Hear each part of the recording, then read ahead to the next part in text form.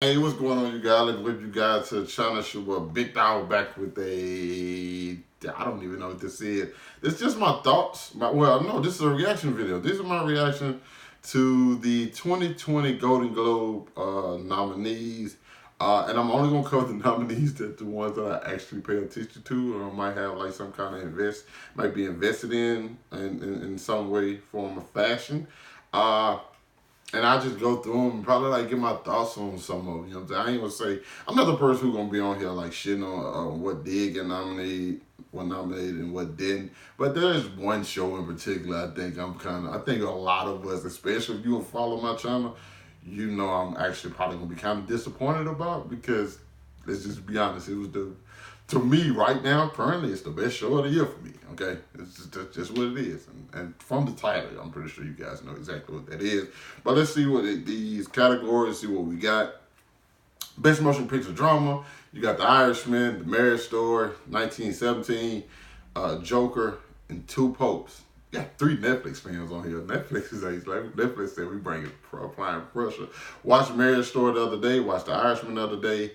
I got reviews for 3 of these films. 1917. Not gonna lie, I'm probably not gonna see that film. Just doesn't look like something. I'm not really big on war films. And Two Popes, I'll watch it when they come on Netflix. I think on the 13th, maybe. Yeah, I think it's the 13th or the 20th, one of the two. But yeah, if I'm looking at that list, The Irishman to me definitely overrated.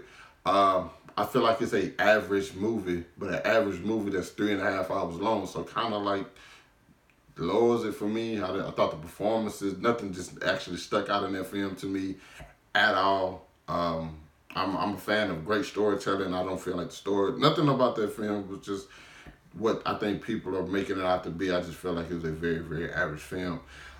Best actress in a motion picture drama. We got Cynthia Erivo from Harriet, Scarlett Johansson, Marriage Story, Saoirse Ronan, Little Women, Charlize Theron, Bombshell, and Renee Zellweger for Judy. Haven't seen Harriet, haven't seen Little Women, haven't seen Bombshell, haven't seen Judy. Which one of those I plan on seeing? Probably Little Women, probably Bombshell. I don't know what the hell Judy's about. Scarlett Johansson, The Marriage Story was great, and I'm probably gonna go with her, just because. I think a lot of people's like, hey, why wasn't Lupita Nyong'o nominated for Us? I think it's out of sight, out of mind. I don't think Us had the same effect that like Get Out did. So when Daniel Kaluuya still got nominated for Us, for Get Out, it had more of an effect. It's just like it's not the performance wasn't forgettable or anything like that. It's just like it's good, but it's not something that stuck with you all year. I don't think. Us definitely didn't have the effect that Get Out had. Okay. Best actor in a motion drama: Christian Bale, Ford vs. Ferrari, Antonio Banderas, Pain and Glory, Adam Driver, Marriage Story, Joaquin Phoenix, Joker, Jonathan Price, The Two Popes. I'm definitely going Joaquin Phoenix. I've seen 3 of these: Ford vs. Ferrari, Marriage Story, and Joker. Joaquin Phoenix and Joker was fucking. Come on, man. What? Oh, okay. Maybe. We gonna have to see. I just thought about something. Best motion picture, musical or drama. Musical or comedy, Dolomite is My Name, Jojo Rabbit, Knives Out, Once Upon a Time in Hollywood, Rocket Man. I've seen all of these except for Jojo Rabbit, which I heard was good, but I'm looking at these, man, I'm definitely going Dolomite is My Name. That was one of the most inspirational films I've seen all year. And it's one of those films that just do something to me. It's kind of like The Disaster Artist. You know what I'm saying? I love that film when it came out. This is like that, but I think even better. Best actress in a motion picture, musical or comedy: Ana de Armas, Knives Out, Awkwafina, Farewell. Just stop right there because that's who definitely get a Farewell. Awkwafina did in Farewell is probably the best thing I've seen all year. Like just as far as if I'm going best performances, in my opinion, this is opinion based because these are opinion based. It's just like I think 35 people who have their own opinions, and I'm just another person who has my opinion. For males, it's Joker, and for females, it's The Farewell with Awkwafina. Kate Blanchett, Where'd You Go, Bernadette, Beanie Feldstein, Booksmart, even though I really like that film, and Emma Thompson, Late Night. Supposed to watch Late Night, don't plan on it though. Best actor in a motion drama, musical, or comedy: Daniel Craig, Knives Out, Roman Griffin Davis, Jojo Rabbit, Leonardo DiCaprio, Once Upon a Time in Hollywood, Taron Egerton, Rocketman, Eddie Murphy, Dolomite Is My Name. That one, I'm Taron Egerton. Taron Egerton killed Rocketman. Eddie Murphy killed it too, but man, Taron Egerton. Leonardo DiCaprio was great, but I'm actually going to Taron Egerton on that. He did a fucking tremendous job. Best motion picture: animated, Frozen 2. Haven't seen it. How to Train Your Dragon. Hit the Word, saw it was alright. Lion King, hell no. Missing Link, Toy Story 4, I have no investment in that category at all, which is weird because I love animated films. I guess foreign language, best motion picture, foreign language. I'm gonna say The Farewell. These other three, I don't know. I heard a lot of great things about Parasite. Just haven't seen it yet. Best actress in a supporting role in any motion picture. Okay, yeah, Jennifer Lopez in Hustlers was great. Laura Dern in Marriage Story, she was alright. Margot Robbie in Bombshell. I haven't seen it, so. Best actor in a supporting role in any motion picture: Tom Hanks in A Beautiful Day in the Neighborhood. That's probably going to win. Haven't seen it yet. Anthony Hopkins, The Two Popes. Al Pacino, The Irishman. Joe Pesci, The Irishman.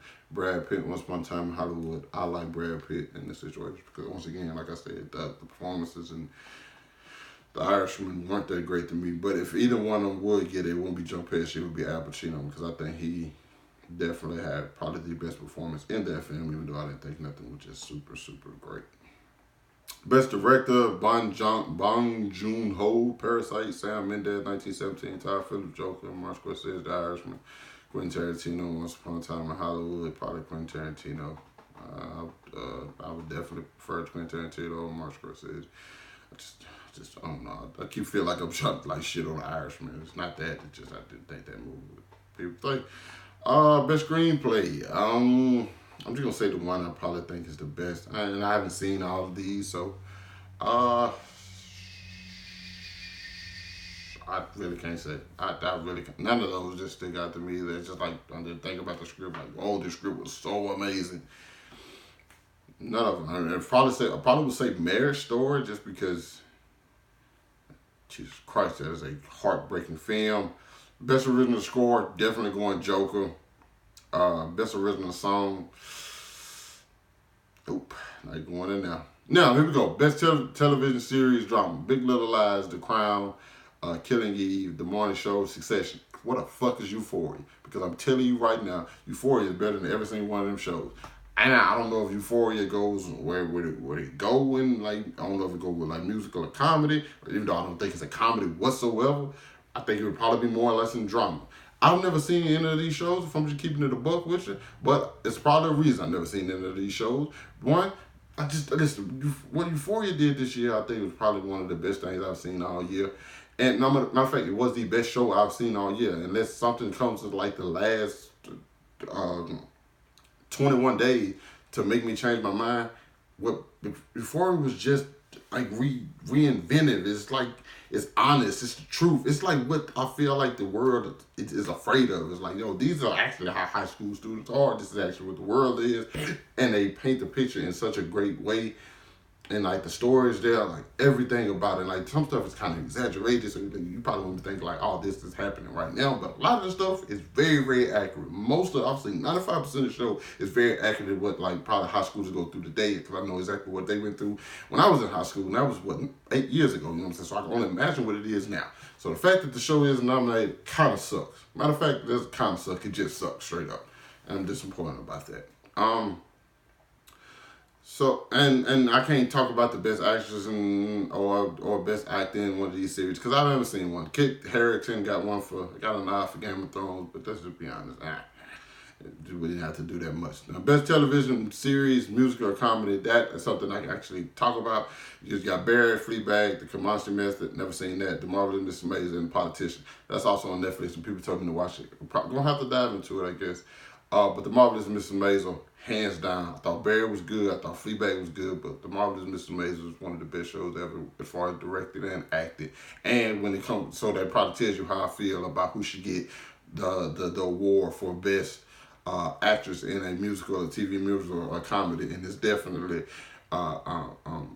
Rachel Brosnahan, because she in that show she gives the best performances I think I've ever seen in my life, not in that's music or TV. Okay, and it's just I thought Phoebe Waller-Bridge was good, and Fleabag. It's just I don't think there's when I watch these shows, I think nothing compares to what Rachel Brosnahan has done in The Marvelous Mrs.